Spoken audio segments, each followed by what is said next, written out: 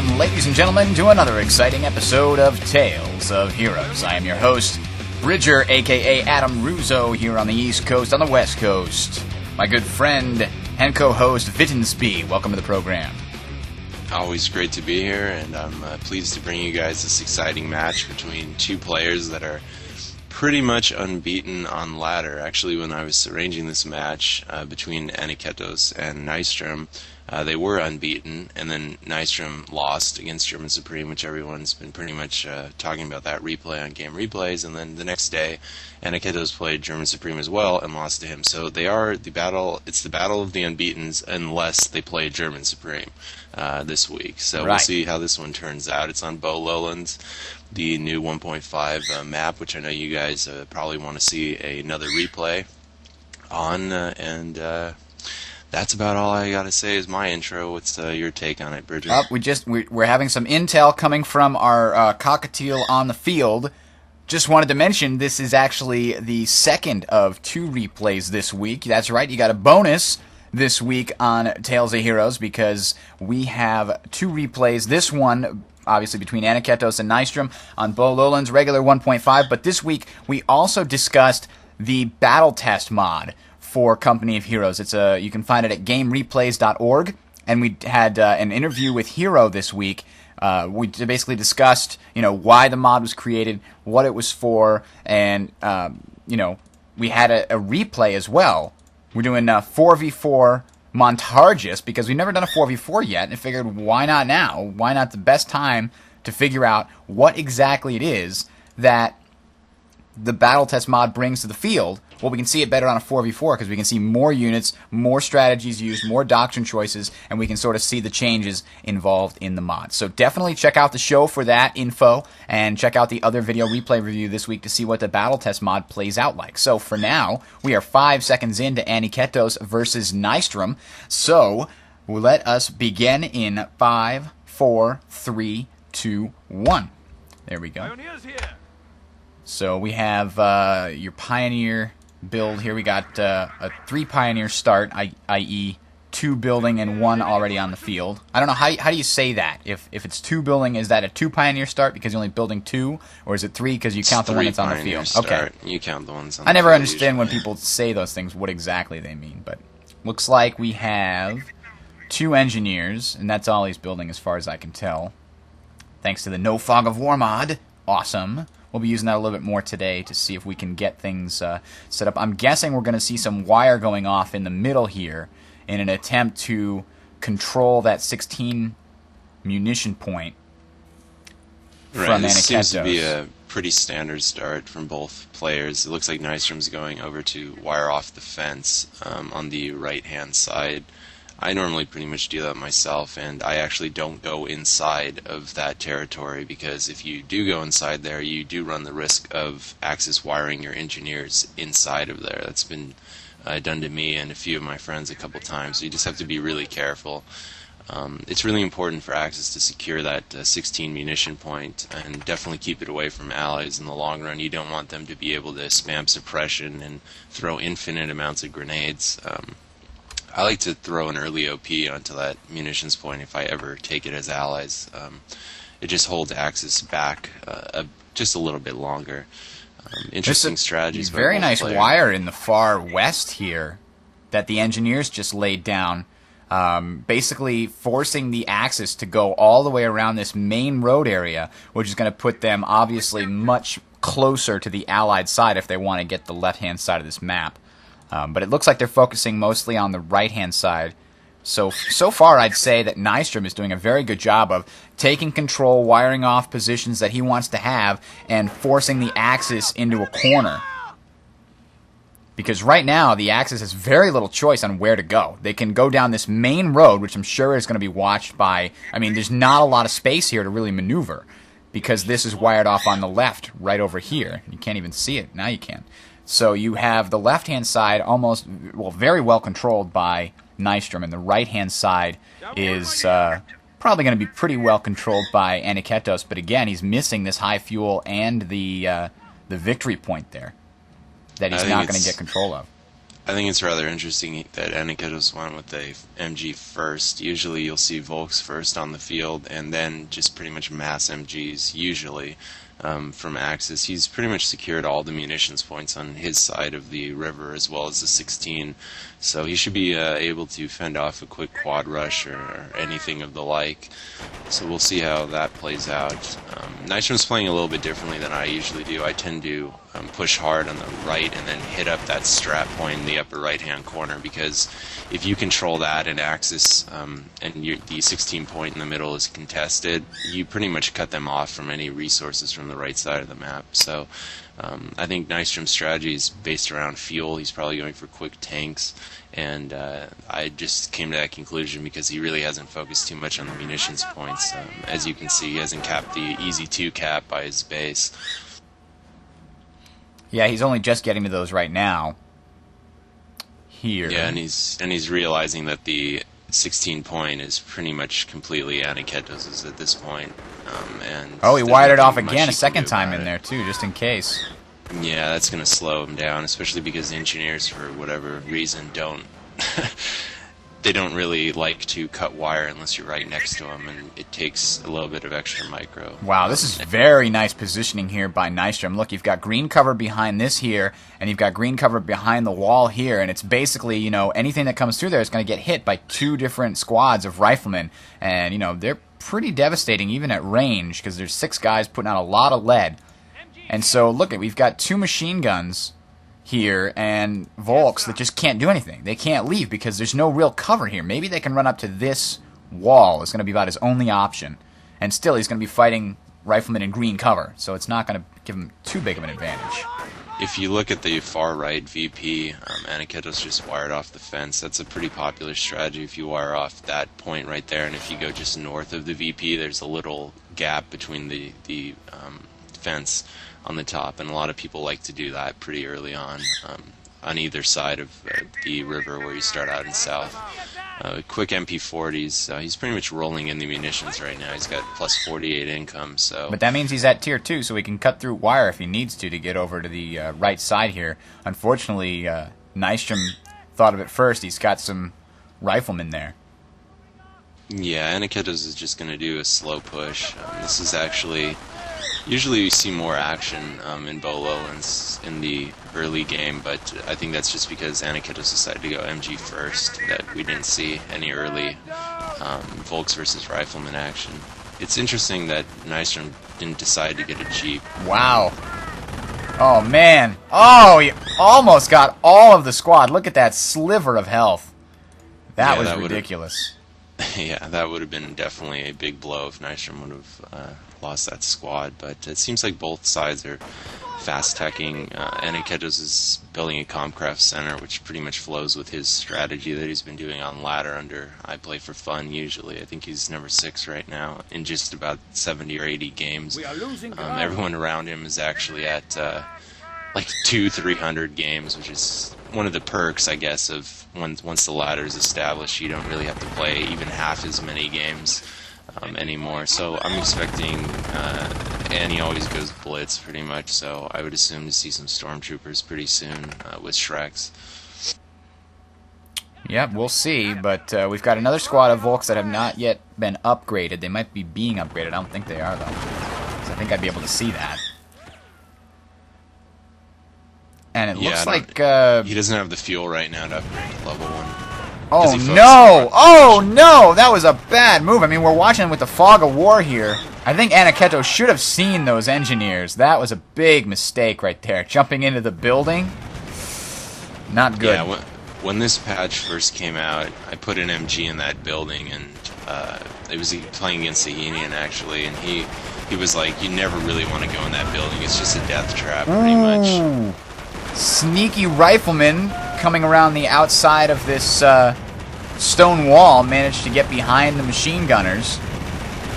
But actually, very nice maneuverability by Aniketos. He keeps one watching the correct side, and the other one just maneuvers around to cover the other side. So, in the end, what would you say that particular engagement right there was? A victory for Aniketos?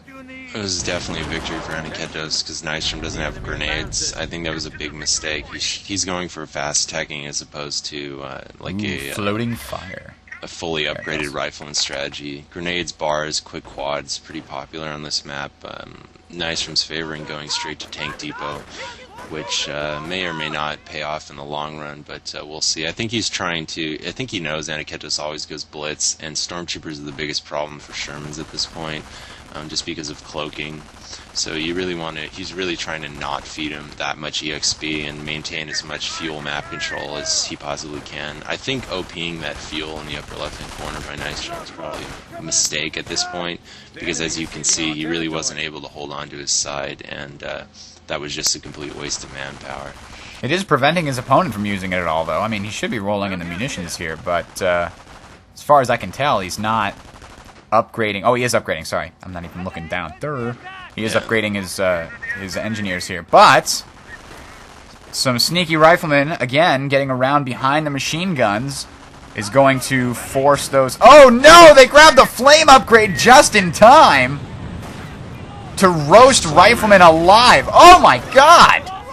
Yeah, Flamer Engineers and Pioneers are pretty strong against Volks and Riflemen. Well, I think what the main thing was is he charged with the Riflemen not knowing that the Flamers were just about to upgrade. Because when you're fighting Flamers, the key is to sit at long range so they have to come to you, and they'll take a lot of damage on the way there. And if I at least in my experience, I don't know, you can back me up or not on this. If you see Flame Engineers coming towards you, you stand still and try and take down as many of them. Or specifically Pioneers, because there's only 2 in the squad. So if you take down those Pioneers, while they're coming, they can't do a lot of flame damage to you. But if you charge the Flamers, that's when you get really in trouble. And that's what he did right there, because he didn't realize that there were Flamers. I don't know, is that what you think too? How to deal with Flamers is just let them come to you and do as much damage on the way? I just would say stand in an open field and just stand still and just try to do your damage and kill them before they kill you. They're pretty weak overall, but their damage DPS is pretty high. Right. You can see that Aniketos built a Krieg barracks. Now you might think, well, yeah, he built a Krieg barracks because he wanted half-tracks and grenadiers and stuff. Well, no, he built it because he doesn't have the points for stormtroopers. So I don't think you're going to see many units coming from that Krieg barracks. I think Nystrom went for a quick Sherman, which is an interesting strategy on this map. I think most players favor early grenades, bars, and try to deal with try to get an early fire up to flank any MGs. But it was a really good decision that Aniketos decided to get that Krieg barracks, because that Sherman just would have walked all over him.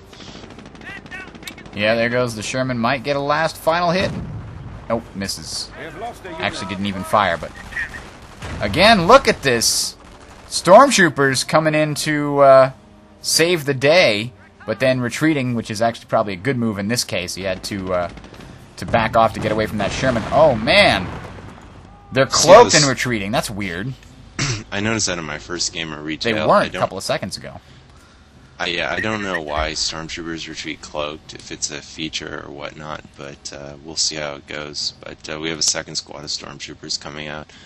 Nystrom failed to take that 16 munitions point, and maybe because he did not control that 16 munitions point, he preferred to go for a fast Sherman as opposed to trying to stick in tier 1 and just fully upgrade his rifleman. Alright, so let's see what happens here. Sherman might get a lucky shot on these retreating Volks. Nope, turret's not turning fast enough. But that fast Sherman certainly was a boon for Nystrom. Aniketos really doesn't have any way to deal with that right now. He doesn't have... He has a decent amount of fuel right now, but I don't think he's in tier 3. He's not going to build any tanks. There's no way he's going to build any tanks. That's just asking for an AT drop or allies to basically... There's just really not a lot of point in this. In 1.5? Look at the Sherman just driving over everything. Yeah, because of the AT buff. This is a much safer route to go, in my opinion. I'm surprised he hasn't got at least one level of veterancy on his troops. That early health regen is pretty nice. Especially since they buffed the health regen, I think, in 1.5, wasn't it? Or 1.4? Yeah, that's what made strategies like this a lot more viable. That extra health regen. Finally, it looks like Nystrom is able to take the 16 munitions point, but... I just don't know if that Sherman has really done for him what he really wants. And Aniketos is not teching. He's upgrading to level 1 vet and probably will go straight to level 2 vet. Oh man, how did those... Oh, there's a machine gun there. I was going to say, how did those riflemen get pinned? Machine gun in the background. It's rather late on the bars. If you notice, the Sherman has the gunner, the machine gunner on top. That's every time I get a Sherman, if I do get one, you have to get that gunner pretty much because most of the Axis is going to be building a lot of infantry. Yeah, and it really does help. As you can see, the gunner took out the secondary guy, and the main shot took out the machine gunner. Very quickly dispatched that before he could even retreat it. The gunner does add a lot of damage. Yeah, you just want that constant damage that's pretty much going off in between your shots. Does that little extra, that little extra thing that you need. And Nystrom's harassing that strap point in the upper right-hand corner, which I was talking about earlier. Yeah. Pretty much go gung-ho for in the early game when I start in the south. Oh, they're very close to wiping out that machine gun, but lost a squad in the process. Wow. Very nice job by Aniketos. He is just holding this left side solid. And he picked the right time, too. As soon as he saw the tank anywhere on the right-hand side, he just charged the left because he knows that there's nothing else at the moment that's really doing anything. So here's the question. How much fuel does Nystrom have right now? Does he have enough to build another Sherman? I think we had a miscommunication early on before we recorded this, but I'm actually... Oh, he just killed the MG. That could turn the tide right there. All right, well, let me switch over then. We're going to pause it here in 5, 4, 3, 2, 1. All right, so let's take a look at this right now. We have lost all the resources on the right-hand side for Aniketos, and he's about to lose a lot more than just the strap points and stuff. He's about to lose the entire right-hand side of this map because he's got nothing over here. There's nothing defending this. He's ahead in victory points, actually by a wide margin, and he's taking the last one. So he's going to get probably another good 50 or 60 ticking down before Nystrom can even take the victory points on the right-hand side. So that's going to be a big advantage for Aniketos. If then he can lock down the left side and put some pressure on the right again, he can probably do very well in this game. But he did lose the 16. Yeah, you're certainly going to see when 4 VPs go in one person's favor, the thought goes through your mind like, oh crap, I'm definitely losing this game, and it puts psychological pressure on you to instead of capping resource points to cap the VPs, or at least try to cap one as soon as you possibly can, because 4 VPs, like anyone that's played Saint Hilaire where there's 4, and in Saint Hilaire 5, it goes down really quickly. Yeah. It's hard to recover if it goes in your opponent's favor. Even for a minute or two, you could go down 100, 150 VPs just off of that. So, interestingly, Nystrom has not picked a company yet. I don't think he's got four command points. I'm pretty sure he hasn't picked a company with those because I don't see any powers, and that's a lot of command points to have. So we're at 1422. Is that what you're at? Yep. Okay. I'm on Nystrom's side right now. Let us turn back off the Fog of War, and we'll reveal things as time goes by, turn it back on and off, and see how things go. Right now, things are looking pretty good for Nystrom as far as making a comeback. He's down in victory points. He's going to continue to go down victory points for a while. What he needs is some more capping power, I think. And he's got 670 manpower. So I don't know what the heck he's waiting for, unless he's planning on, like, going for Rangers or something real soon, and he just wants to be able to spam them. So let's find out.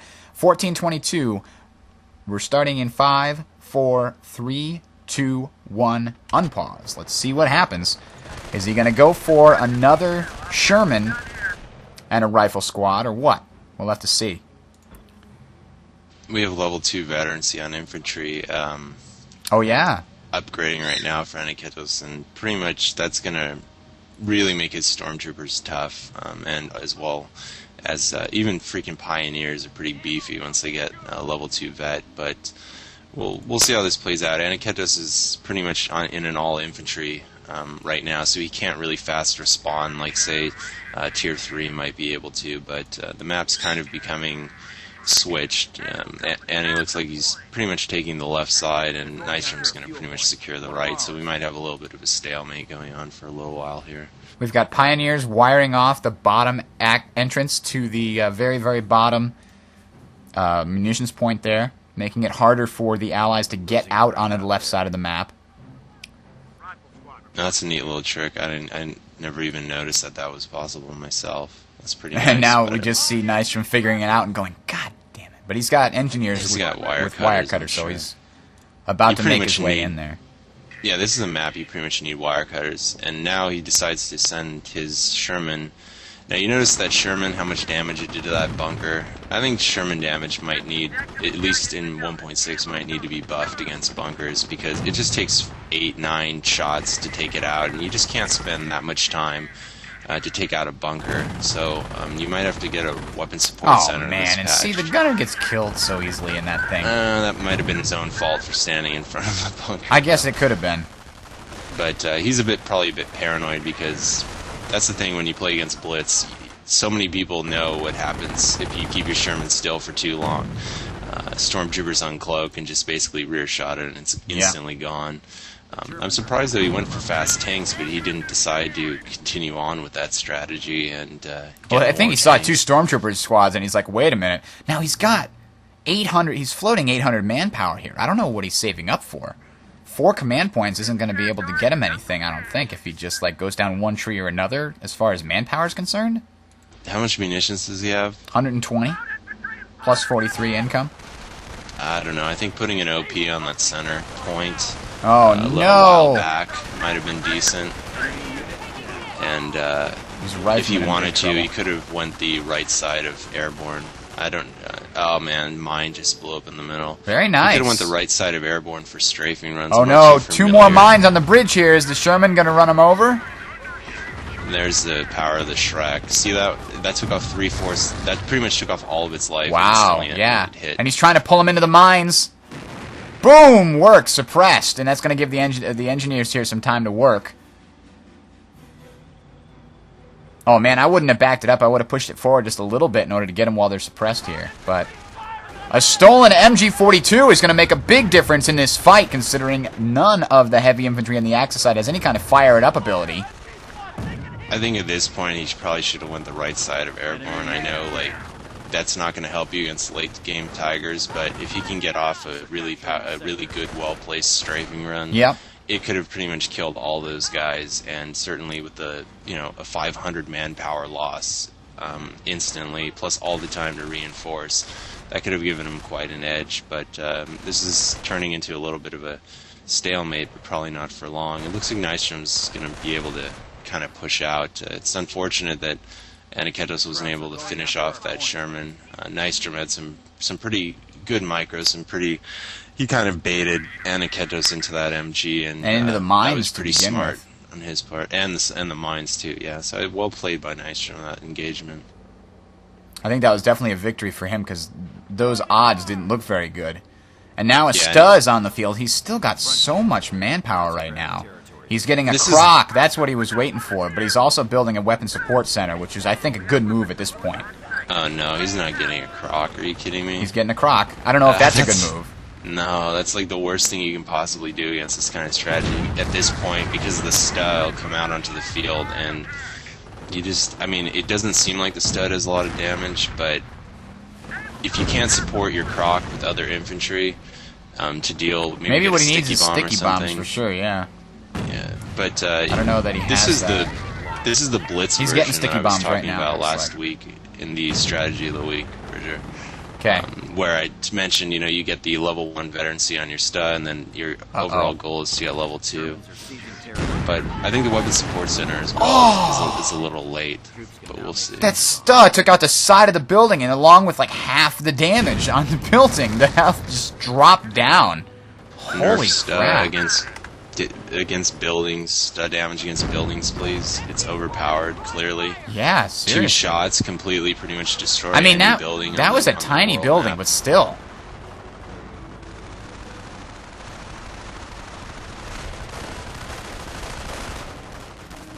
I think maybe what Nystrom really needs right now is grenades. You He think? doesn't have grenades. I don't know if he has grenades or not, but I know he hasn't been using them. I haven't seen any of them at all. I mean, Yeah. this is the strategy that bars were always really good with. You pin and then you toss a grenade in, and there's very little the enemy can do except hit the retreat button, and then you gain territory, so you win, you know? You're going to see a Sta and Stormtrooper base rush, it looks like. We'll see how this really? works out. Yeah, I think the stud needs a nerf. It should only be good against infantry. It should not be able to, like, 6-shot your tank depot, 3-shot your barracks. Oh, I like the idea that it's better against garrison units, too, and I like the idea that it's better against buildings. Maybe it's a little bit too much. Well, base buildings is what I'm talking about. Okay. If you want to leave it for world buildings, fine, but it's the new Grenadier Rush type Shrek thingy that, you know, Shreks were pretty much overpowered before when it came to destroying people's base buildings. Oh. This is why the Croc, I think, maybe more or less might have been a bad choice. I think you really want an extra tank or something just to get rid of that damn stud as quickly as you possibly can. I mean, I think right now he's afraid of charging. Here, watch the damage on the barracks from that stud. Wow, is that one shot? It's one shot. Holy crap! This is balanced right here, Bridger. This is not balanced. I think the problem was the Stowe was never effective in actual combat before because of its terrible accuracy bug, and I'm glad that they fixed that. But now I think it's a little bit too powerful against base buildings. Well, this is exactly what I was telling you actually today. You try to kill the stud, and there's a squad of stormtroopers right next to it with 2 Shreks. So what are you going to do? Drop in an AT? That's pretty much your only option. Well, clearly the Allies are not using... Oh, they're forced the stormtroopers retreat. They were flanked. Sticky bombed on the stud. This is very nice counter micro by Nystrom to defeat this base rush. But...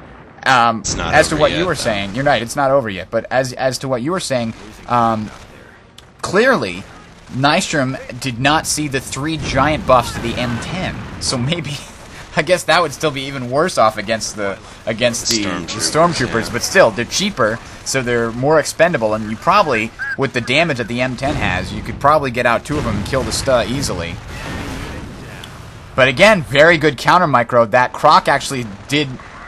pretty worthwhile job there, as it basically forced the stormtroopers to retreat and allowed the Sherman to do its job.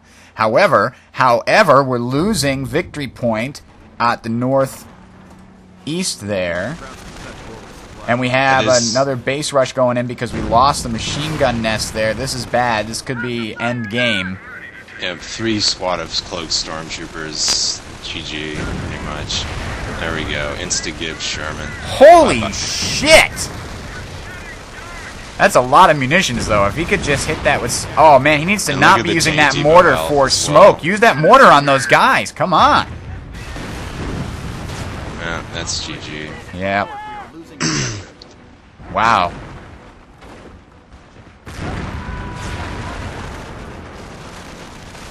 Base improvements complete. And this is why Urban Assault Team is overpowered. Exactly. No, I completely agree with you. I didn't see this coming as far as the changes in 1.5 creating this sort of a viability. Oh, snap! Oh, snap! Calliope to the rescue! Of all units, right? Yeah, right? He lost everything in his base. It was just a little bit too late, right? Yeah, I mean, it's unfortunate that, and I mean, Aniketos has enough points for a Tiger now after completely destroying half of Nystrom's base, if not all of it. I mean, everything's gone except the Weapon Support Center. And the Calliope no longer has a working gun, so you can't fight off the Sta.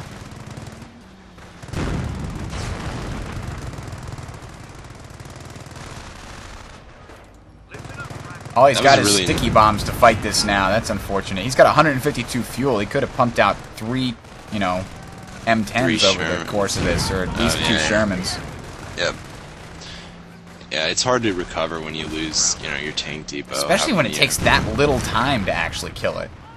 Yeah. Well, I've already told the balance manager that I thought studs should have been... I told him that yesterday on MSN, that this is just... it's overpowered. It's clearly overpowered. This replay actually illustrates it completely. there was really nothing Nystrom could do. It's because it's not so much that the STA itself is like crazy, like wow, but you can't kill the damn thing without like say a paradropped AT in a well-placed position, and even that's risky because stormtroopers with bundled nades. So Nystrom's trying to recover. He has to rebuild his tank depot, and also allied buildings, such as the tank depot, are what Panzer Command 65 fuel, Sturm Army I believe is what 35 fuel. Am I being a noob here? No, but, that's about right, I think. Yeah, but the tank depot is 90 fuel. So the tank depot is all your tech. It's your escalate to battle phase combined with the cost of the building. So you lose your actual tech level, whereas that's one of the advantages of the Axis is part of their tech advancement is in just upgrading their HQ. And even if their HQ is destroyed, when they rebuild it, it gets all the tech back. But you don't get the cost of that tech advancement back when you lose your depot. That was just really bad. Really unfortunate. I'm a lot more wary where I put my tank depot nowadays because I've had several STA encounters, and I think where Nystrom placed his tank depot this time was much wiser than where it was before. It was too vulnerable, especially because tanks are pretty fast in general. Just put it all the way back, and like if you're on Angeville, stick it in the corner. You just don't want a STA to like walk in there and take it out. You really have to make the STA go out of your way to counter. Oh no! The Calliope runs into a bunch of cloaked stormtroopers. That was his saving grace right there. Yeah, and the STA with the level 2 veterancy shooting at the HQ. Yeah, that'll be GG. In the next minute or two. There's a bug as well. STAs, after you destroy an HQ, will continue firing on it. It auto-acquires target, so Relic fix it, please. It's been there since beta. I remember hearing about that, too. We have territory cut off from supply. That makes me cool, because I remember. I think we have some MP44s as well on one of those stormtroopers. Sounds like it. I hear that brrrr thing. Yeah.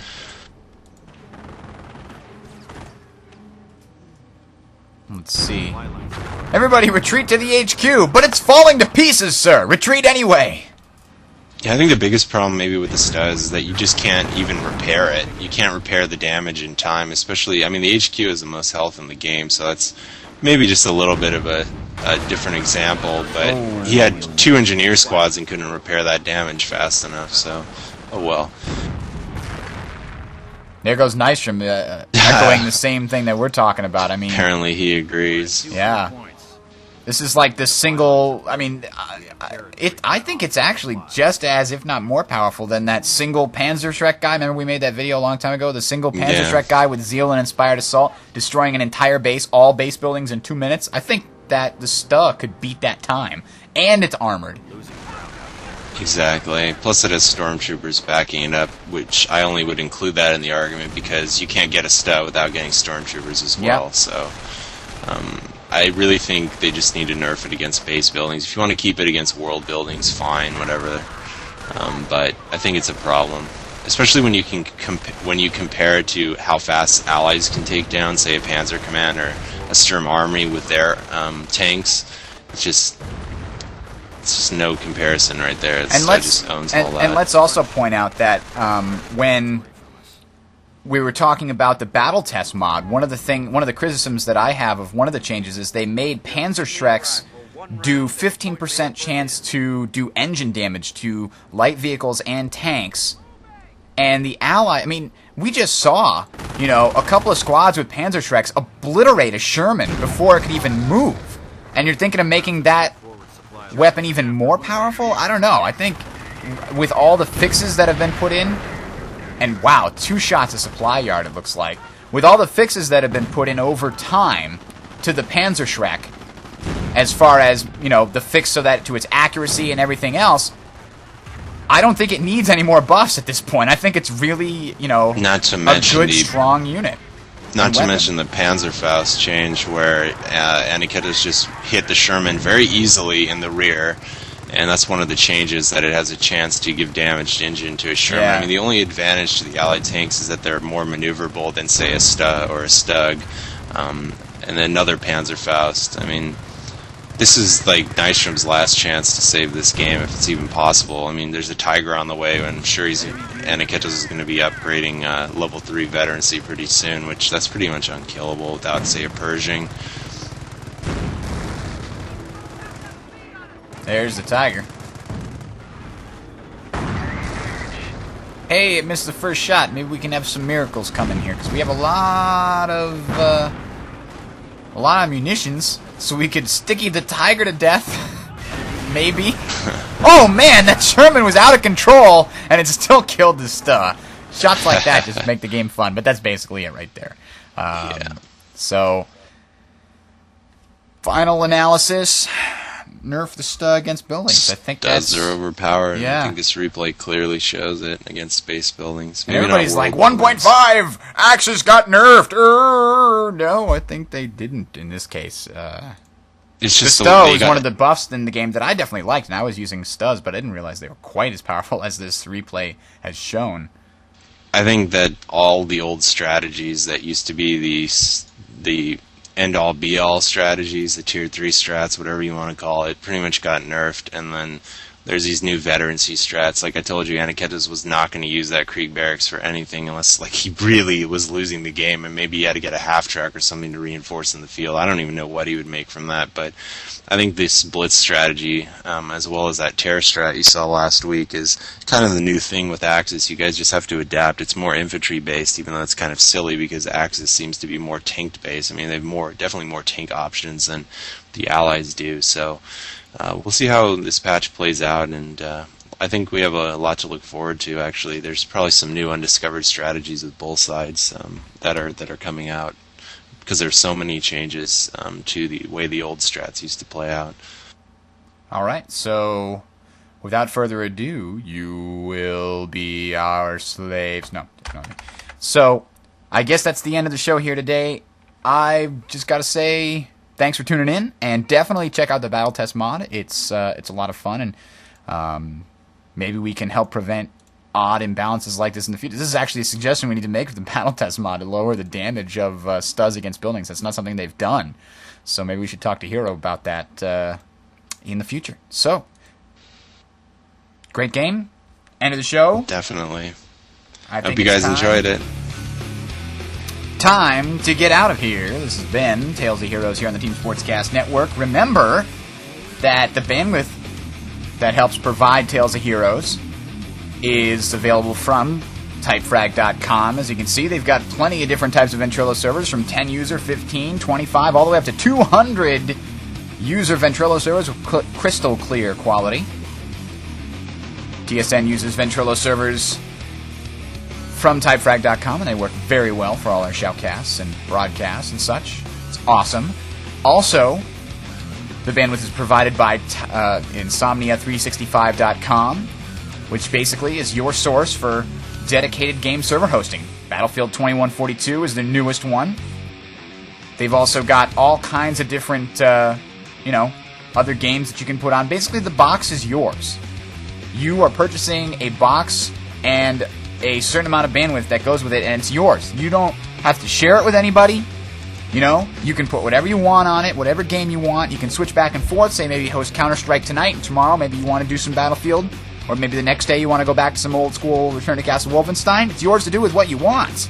And they've got a Cortex control panel that helps you do just that. So definitely check out Insomnia365.com for all your game server hosting needs. And that's it here for Tales of Heroes. Thank you guys for tuning in.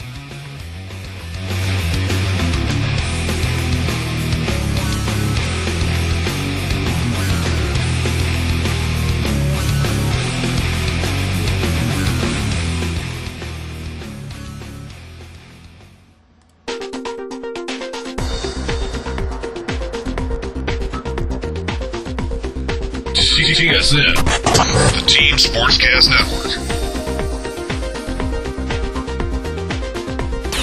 This broadcast is copyrighted 2006 by the Team Sportscast Network. Any copying, reproduction, redistribution, modification, rebroadcasting of any kind or any manner is expressly prohibited without the written permission of the Team Sportscast Network, LLC.